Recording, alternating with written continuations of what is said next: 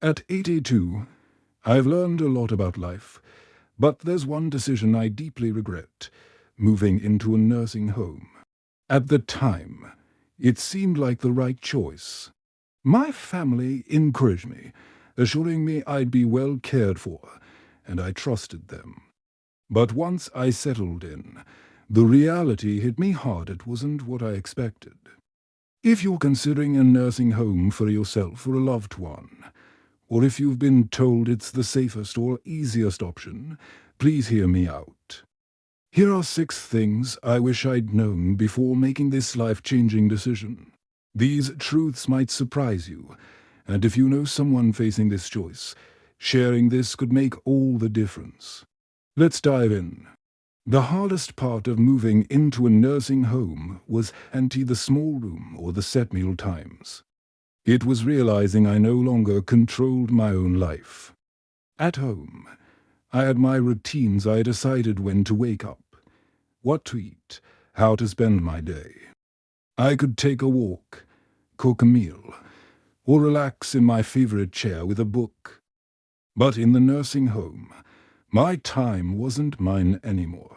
Everything followed a rigid schedule I didn't create. Breakfast was at a fixed time, whether I was hungry or not. Lights went out when they decided, not when I was ready. Even a simple walk outside required permission and someone to accompany me. I remember my first week, waking up in a bed that didn't feel like mine, reaching for a book I loved, only to realize it wasn't there. My home, my books, my chair, the little things that made life mine were gone. Their walls and someone else's schedule replaced them. The worst part: once you give up your independence, it's nearly impossible to reclaim it. You adapt to the rules because you have to, but in doing so, you lose a piece of yourself. If you're thinking about a nursing home, ask yourself, are you ready to let go of the small freedoms that make your life yours? One of the toughest truths about nursing home life is how easily the world moves on without you. When I moved in, my family promised frequent visits. At first, they kept their word. My daughter stopped by weekly. My grandkids came on weekends. It felt like I was still part of their lives. But as months passed, the visits dwindled. Phone calls replaced hugs, and soon, even those became rare. Life got in the way: work, school, other priorities. The holidays hurt the most, sitting in the common room, watching the door, hoping someone would show up, only to hear last-minute excuses. It's not that my family stopped loving me. They just assumed I was fine, settled, and cared for. But the longer you're in a nursing home, the easier it is for people to forget you're still there, waiting. I remember one evening, holding my phone, debating whether to call my son. I didn't want to be a burden, so I put it down. In that moment, I realized this was my new reality: counting days, hoping someone remembers I exist. If you're considering a nursing home, ask yourself, are you prepared for the loneliness that comes when you are no longer part of the daily rhythm of life? Because out of sight can quickly mean out of mind. When I moved into the nursing home, I thought I was just changing my address. I didn't realize I'd lose the reason I got up each morning. At home, I had tasks: watering my plants, making coffee, keeping my space tidy. These small routines gave me purpose. In the nursing home, those vanished. Meals were prepared, cleaning was handled, and my plants, they weren't mine anymore. At first, I thought it'd be nice to relax, free from chores. But soon, the days stretched endlessly with nothing to do but wait.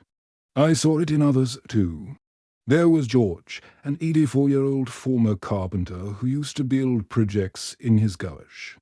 In the nursing home, he had no tools, no projects, nothing to create. His skilled hands sat idle, and I watched him fade. I feel useless, he told me once, and I understood. Without something to care for or work toward, life loses its spark. Your mind slows, and your spirit dims. If you're thinking about a nursing home, ask yourself, what gives your life meaning? Because it is not just about filling time, it is about holding onto what makes you feel alive. Before moving in, I was fit for my age. I didn't run marathons, but I could shop, cook, and walk to stay active. At home, daily tasks kept me moving. In the nursing home, that changed. Meals were brought to me, help was a button away, and soon I barely moved. My legs grew stiff. Getting up became a struggle, and muscles I'd maintained for years weakened faster than I thought possible. I saw it in others. 2 people who ride on their own feet ended up in wheelchairs, not because of illness, but because they stopped moving. My neighbor Alice, 81, used to walk laps around the facility, determined to stay strong. But within months, she relied on a walker, then a wheelchair. I feel like I aged a decade in a year, she said. When everything is done for you, it's easy to forget that movement isn't just a convenience, it's survival. If you're considering a nursing home, ask, will you stay motivated to keep your body strong when everything is designed to make life easier? Because once you slow down, it's hard to get back up. I never realized how much I'd miss my privacy until it was gone. At home, I had my own space, my closed door, my freedom to live on my terms. In the nursing home, privacy became a luxury. Staff came and went, rooms were checked, and shared spaces meant I was rarely alone. Simple things like dressing or using the bathroom often required help, which was humbling in a way I wasn't prepared for. I appreciated the care, but it is hard to rely on others for things you've done independently your whole life. Shared rooms were another challenge. Not everyone gets a single, and living with a stranger, someone you didn't choose, can be tough. I was lucky with my room, but others weren't. Some had roommates who were loud or disruptive, making rest impossible. Even when staff knocked, they didn't always wait for an answer. You start to feel less like a person and more like a patient on a checklist. If you're thinking about a nursing home, ask, are you ready to give up the privacy and dignity you've always known? Because it's a bigger loss than you might expect. When I moved in, I told myself it was temporary. If I didn't like it, I'd go home.